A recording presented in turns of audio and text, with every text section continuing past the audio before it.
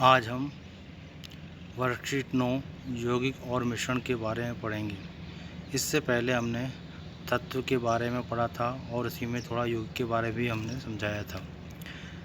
तत्व और यौगिक दोनों ही शुद्ध पदार्थ होते हैं, लेकिन मिश्रण शुद्ध पदार्थ नहीं होता।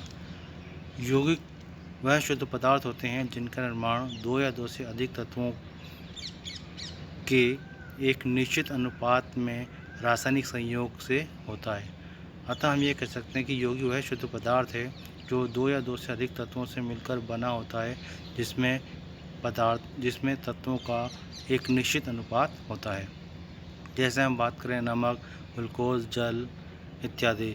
जल का हमने इससे पहले वाली वर्कशीट में बताया था कि इसमें एक ऑक्सीजन परमाणु और दो हाइड्रोजन परमाणु एक निश्चित अनुपात में जुड़कर पदार्थ बना रहे हैं, अर्थात यौगिक शुद्ध पदार्थ होते हैं। इसके अलावा जितने भी पदार्थ जो बिना किसी निश्चित मात्रा के ऐसे ही मिलाए दिए जाते हैं, वे सारे मिश्रण होते हैं।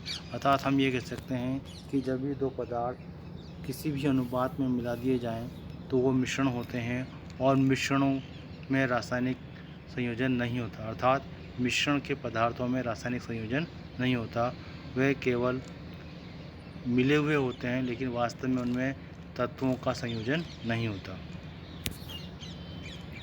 यहाँ पर यौगिक और मिश्रण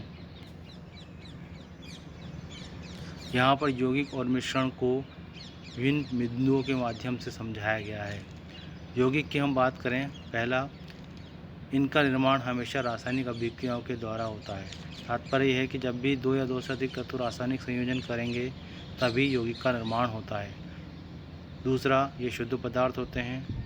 तीसरा, इनका संगठन सदैव स्थायी होता है। अर्थात तात्पर्य यह है कि यौगिक में किसी एक तत्व की संख्या और किसी दूसरे तत्व की संख्या निश्चित होगी, वो सदैव निश्चित होगी। जैसे जल की बात करें तो जल में दो हाइड्रोजन तत्व और एक ऑक्सीजन तत्व होता है। चौथा, इन पदार्थों के गुणधर्म इनके निर्माण में सम्मिलित तत्वों से पूरी तरह भिन्न होते हैं।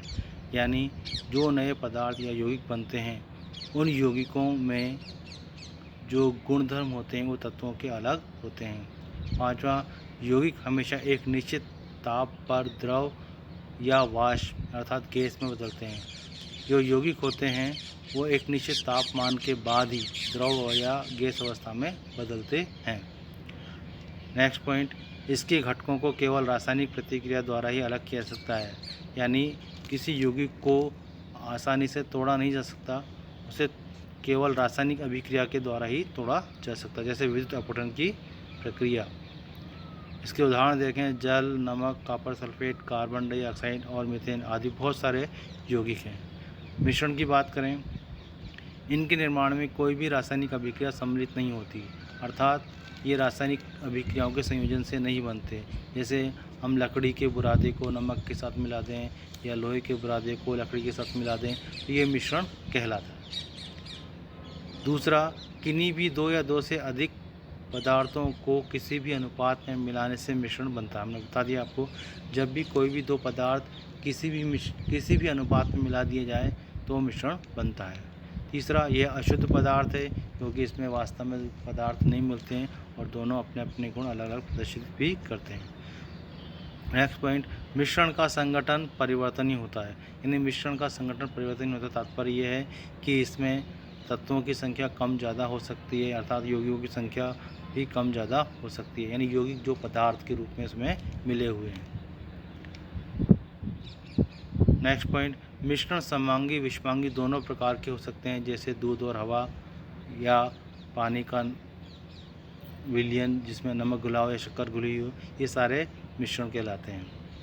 नेक्स्ट पॉइंट, मिश्रण में उपस्थित तत्व और यौगिक अपने गुणधर्मों को अलग दर्शाते हैं। किसी भी मिश्रण में जो यौगिक या तत्व होते हैं वो अपने अलग अलग गुणों को दर्शाते हैं। जैसे हम बात करें, पानी में शक्कर घोलें तो शक्कर अपना स्वाद अलग दिखाएगी, इसी तरह पानी में नमक घोलें तो नमक भी अपना अलग स्वाद दिखाएगा। नेक्स्ट पॉइंट, इसके घटकों को भौतिक विधियों द्वारा आसानी से पृथक या अलग किया सकता है। यानी मिश्रण में जो आपस में मिले हुए पदार्थ हैं उनको भौतिक विधियों के द्वारा आसानी से पृथक किया जा सकता है, अलग किया जा सकता है। जैसे हम बात करें, पानी या नमक के मिश्रण को नमक के जलीय विलयन या पानी में मिली हुई शक्कर को हम गर्म करें तो भाप बन के पानी उड़ जाएगा। अगर वो शक्कर का विलयन है तो शक्कर रह जाएगी और नमक का विलयन है तो नमक रह जाएगा। अब हम दिए गए प्रश्नों को हल करेंगे। पहला प्रश्न, यौगिक और मिश्रण की उदाहरण सहित व्याख्या कीजिए। तो हमने बताया यौगिक वो है पदार्थ हैं जो शुद्ध होते हैं, जबकि मिश्रण अशुद्ध पदार्थ होते हैं। यौगिक का निर्माण हमेशा जो होता है रासायनिक अभिक्रियाओं द्वारा होता है, जबकि मिश्रण का निर्माण के लिए रासायनिक अभिक्रिया नहीं होती। यौगिक के कई उदाहरण हैं जैसे जल, नमक, copper sulphate, carbon dioxide, methane, sulphur dioxide आदि। जबकि मिश्रण की हम बात करें तो नमक का, लकड़ी के बुरादे और लोहे के बुरादे का मिश्रण, चाय पत्ती और शक्कर को मिला दें तो वो भी मिश्रण है, पानी में मिट्टी का मिला दें तो वो भी मिश्रण है। मिश्रण के कई उदाहरण हैं। क्वेश्चन नंबर 2, यौगिक एवं मिश्रण में क्या अंतर है। तो हम बात करें यौगिक और मिश्रण में अंतर आपको दोनों समझा दिए हैं। यौगिक शुद्ध होते हैं, मिश्रण अशुद्ध होते हैं। यौगिक का निर्माण रासायनिक अभिक्रियाओं द्वारा होता है, मिश्रण का निर्माण रासायनिक अभिक्रियाओं द्वारा नहीं होता। यौगिकों का संगठन सदैव स्थायी होता है, जबकि मिश्रण का संगठन स्थायी नहीं होता है। यौगिक हमेशा एक निश्चित ताप एवं दाब पर ही द्रव या वाष्प में बदलते हैं, जबकि मिश्रणों के लिए नियम लागू नहीं होता है। तीसरा, निम्नलिखित पदार्थों को यौगिक एवं मिश्रण में वर्गीकृत कीजिए। इन्हीं में से शुद्ध पदार्थ छांटकर अलग भी लिखें। जल की बात करें तो जल हमने बताया ये यौगिक है। मिट्टी एक मिश्रण है, इसमें विभिन्न तत्व अलग अलग मात्रा में होते हैं और आपस में क्रिया नहीं करते, रासायनिक संयोजन नहीं होता है। चीनी भी एक यौगिक है, नमक भी एक यौगिक है। चीनी का घोल ये एक मिश्रण है, क्योंकि इसमें जब पानी मिलाया जाता है तो पानी और जो चीनी और मिश्रण बना लेते हैं, समांगी मिश्रण होता है। वायु भी एक प्रकार का मिश्रण है, इसमें विभिन्न प्रकार की गैसें मिली हुई होती हैं। दूध ये भी एक मिश्रण है।